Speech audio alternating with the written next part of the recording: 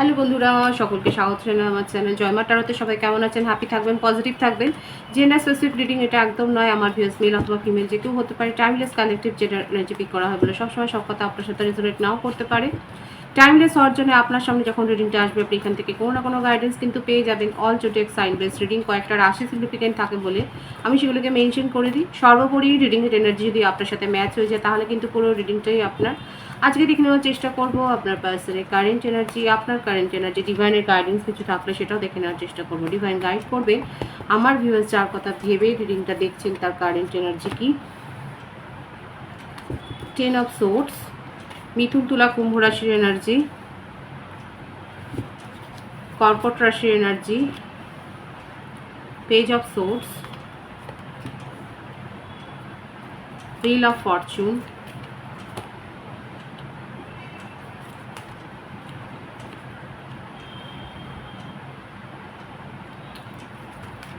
Emotional যেমন হয়ে রয়েছেন তেমনি কিছু করবার কথা ভাবছে, ভীষণ ইমোশনাল হয়ে রয়েছেন। বিউটিফুল এনার্জি আছে, এনার্জিকে অবশ্যই ক্লেম করবেন। নিউ বিগিনিং তো হবে, দেখুন যারা সেপারেশনে আছেন তাদের কিন্তু নিউ বিগিনিং হবে। নিজের কোনো নেগেটিভ হ্যাবিট, নিজের কোনো নেগেটিভ পাস্ট সেখান থেকে বেরিয়ে আসবার আপ্রাণ চেষ্টা করছে, যেখানে যথেষ্ট ধোঁকা খেয়েছে আপনার পার্টনার। আপনাদের মধ্যে সেপারেশন থাকলে পরে উনি এখানে নিউ বিগিনিং হবে, মানে এটা আপনাদের পাস্ট লাইফ যেমন কানেকশন, একটা হায়ার সোল কানেকশনে আপনারা রয়েছেন অনেকেই। আর যাই থাক না কেন আমাদের আপনার রিলেশনশিপে যে সমস্ত টক্সিক এনার্জি থাকুক না কেন, থার্ড পার্টি সিচুয়েশন থাকুক না, সেগুলো একটা সময়ের ব্যবধানে দেখবেন সবাই চলে গেছে।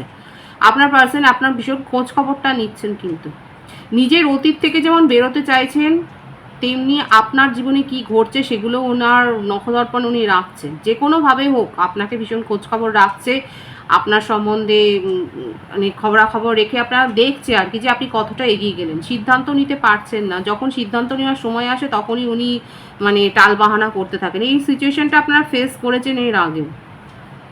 আপনি আপনাদের রিলেশনশিপের সমস্যাটাই হয়েছে এখান থেকে, যে আপনি যখন ক্ল্যারিটি চেয়েছেন, আপনি যখন স্বচ্ছতা চেয়েছেন, রিলেশন সম্পর্কটাতে একটা সিরিয়াস কোনো কথা বলেছেন, সেই সময় আপনার পার্সন অনেক টালবাহানা করে যে আপনাকে ভুগিয়েছে।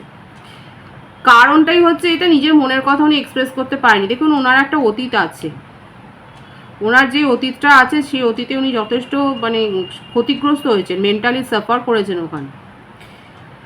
কারো কারো ক্ষেত্রে হতে পারে কোনো টক্সিক এক্স কিংবা টক্সিক ফ্যামিলি, এমন ফ্যামিলিতে উনি রয়েছেন যেখানে মানে সবাই এরকম ওনাকে এত কন্ট্রোল করার চেষ্টা করছে। দেখুন ওনার জীবনে একজন কন্ট্রোল তো কেউ করেছেন, সেই ব্যাপারটা উনি ভুলতে পারেন না, কিন্তু সেখান থেকে বেরোবার চেষ্টাটা করছেন।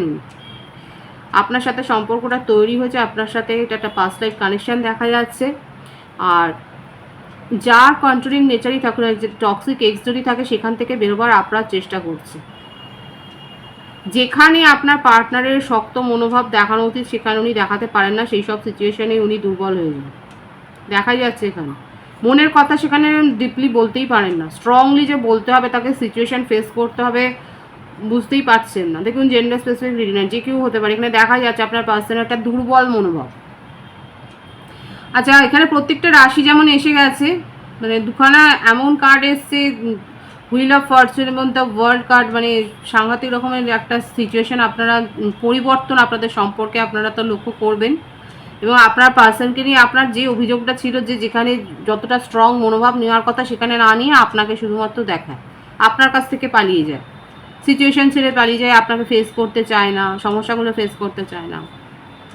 বার্থ ডেট বলে দিই, দেখুন 1, 10, 28, 19 বেশি আছে, ভাইস ভার্সা হতে পারে, এটা আপনারও হতে পারে। এছাড়া যেটা দেখা যাচ্ছে বেশি 2, 20, 11, 7, 25, 16, 21, 12, 3, 30,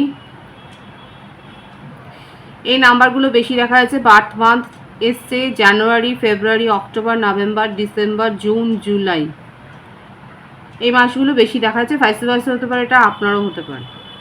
সুতরাং আমি যেটা বললাম যে আপনার পার্সন আপনার ক্ষেত্রে কোনো স্ট্রং ডিসিশান নিতে পারেননি, আপনাদের সম্পর্কে এটাই হয়তো সেপারেশনের কারণ। যখনই ডিসিশান নিতে গেছেন তখনই উনি কোনো না কোনোভাবে টালবাহানা করেছেন, দুর্বল হয়ে গেছে। কারণ ওনার জীবনে একটা এরকম নেগেটিভিটি দেখা যাচ্ছে, যেখান থেকে বেরোবার উনি চেষ্টা করছেন না তা নয়, চেষ্টা আপ্রাণ করছে।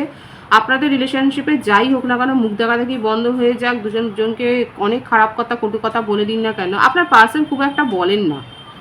এখানে দেখা যাচ্ছে আপনার পার্সন না মানে নিজেকে এক্সপ্রেস করতে পারেন না। যখনই ঝুট ঝামেলা সিচুয়েশান আছে উনি চুপ করে সিচুয়েশান থেকে পালিয়ে যান স্রেফ। বলবেন যাদের যাদের পার্টনার এরকম তারা বলবেন অবশ্যই। দেখা যাচ্ছে আপনার পার্টনার না ফেস করতে পারে না, সুতরাং আপনি হয়তো আপনার তরফ থেকে অনেক বক্তব্য রেখেছেন, রেখে সেপারেশনে গেছেন। কিন্তু এখানে দেখুন যেটা দেখা যাচ্ছে সিনারিও, ডিভাইনলি গাইডেড কানেকশন, এর এখানে একটা ফেজের পর আপনাদের রিলেশনশিপ নতুনভাবে শুরু হবে। লং ডিস্টেন্স রিলেশনশিপ বেশি দেখা যাচ্ছে, আর সেক্ষেত্রে আপনাদের সাথে হয়তো ফিজিক্যালি কোনো মানে হয়তো দেখা সাক্ষাৎ হয়নি, সেই সম্ভাবনাটা কিন্তু দেখা যাচ্ছে, হওয়ার সম্ভাবনাটা কিন্তু দেখা যাচ্ছে। আপনার কারেন্ট এনার্জিটা দেখব। আপনার পার্টনার তো নিবিগিনিং করতেই চান। নাইট অফ ওয়ান্ডস, এই কারণেই হয়েছে মানে আমার ভিউয়ার্সরা অনেক স্ট্রং হয়ে গেছেন। আপনি নিজেকে চেঞ্জ করেছেন, আপনি নিজের ব্যক্তিত্ব, নিজের কথাবার্তা, আচার আচরণ সব কিছু পরিবর্তন করেছেন, আপনার লুকসের পরিবর্তন করেছেন, আপনার মানে হাব ভাব আপনি নিজেকে টোটাল একটা চেঞ্জ করেছেন। আপনার মধ্যে কনফিডেন্স অনেক গ্রো হয়েছে, নিজের জীবনে আপনি এগিয়ে গেছেন, যথেষ্ট সংবেদনশীল হয়েছেন, সমাজে আপনার একটা প্রতিষ্ঠা হয়েছে, নাম সুনাম যেখানেই যেটাই করুন না কারণ নতুন কোনো হয়তো কোর্স বা কেরিয়ারে জয়েন করেছেন, প্রমোশন হয়েছে, আপনার প্রফেশনে এসছেন, ব্যাপক একটা চেঞ্জ আপনার মধ্যে হয়েছে, পজিটিভ অনেক বেশি হয়েছে, পজিটিভিটি অ্যাট্রাক্টও করছেন, আর সেই জন্যই আপনার পার্সনও আপনার দিকেই দৌড়ে আসছে। এই কারণটার জন্য আপনার বার্থডেটের মধ্যে 3, 12, 21 দেখুন এখানেও আমি কিন্তু বলেছিলাম আপনার পার্সোনাল বার্থডেটে সেটা এসেছিল, আমি বলেছিলাম ভাইস ভার্সা, তো এটা আপনার ক্ষেত্রেও সেটাই দেখা যাচ্ছে। আমার ভিউয়ার্সরা যথেষ্ট নিজেকে কনফিডেন্ট করেছেন, আপনি কনফিডেন্সের সাথেই নিজের জীবনে এগিয়ে যাচ্ছেন, আপনার আত্মবিশ্বাস প্রচণ্ড হাই দেখা যাচ্ছে। আপনি এখন কোনো কিছু আপনাকে কেউ বুঝিয়ে দিয়ে উল্টোপাল্টা বুঝিয়ে দিয়ে চলে যাবে সেরকম মানসিকতায় আপনি নেই। যে কেউ যা কিছু বুঝিয়ে দেবে সেই ব্যাপারটা এখানে দেখা যাচ্ছে না। আপনি সেখানে যথেষ্ট কজ ল এগুলো জানতে চাইবেন, যুক্তি দিয়ে বুঝবেন।